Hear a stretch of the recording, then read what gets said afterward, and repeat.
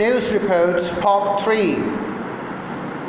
The Straits Times, 22 December 1999. Deal started as doodles on napkin, SIE, Virgin deal.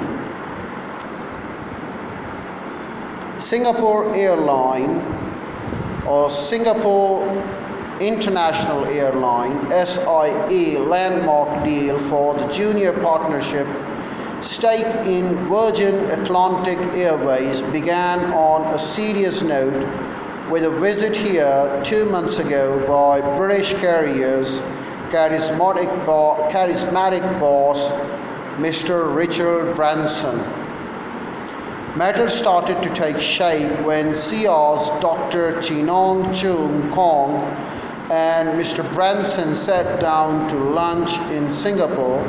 At the first contours of a deal appeared in the doodles on the table napkin. Negotiations began at the Four Seasons Hotel in London's West End. On Saturday morning, SIA raised its initial offer further to over £500 million. As the two sides showed up on opposite sides of the hotel dining room for lunch, Mr. Branson had a last word with his advisors. He then scribbled a note on a single sheet of foolscap paper and walked over to Dr. Chinong. That note contained two messages. It looks like we have a deal at £600 million, and who is going to pay for lunch? SIA and Virgin spent Sunday ironing out the details of their deal. On Monday morning, a press conference was called, and SIA's first major investment with another airline was announced. Of course, the Singaporeans will pay for the lunch.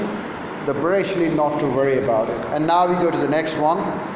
The New Paper, 21 December 1999. Error. Who's buying lunch? Dr. Chinong Choong Kong and Mr. Richard Branson, Singapore. Singapore Airlines and Virgin Atlantic, two interesting characters, and marriage of airlines. At a press conference in London, SIA Chief Executive Chinong explained how the deal was made.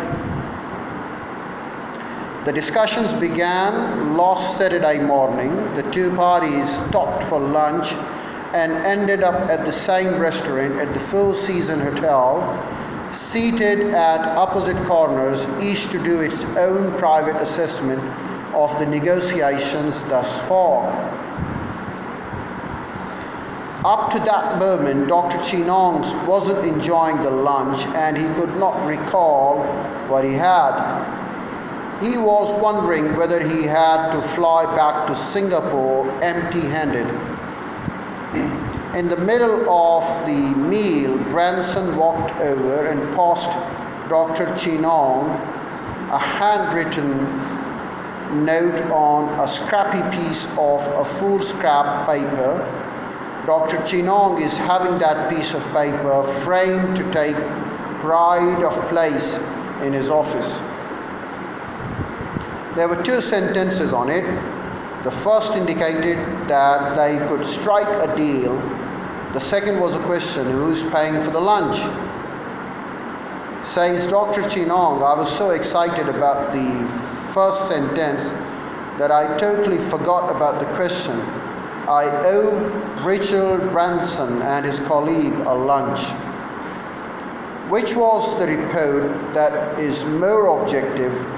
Which news report has more instances of personal opinion? Which do you prefer? Explain your choice.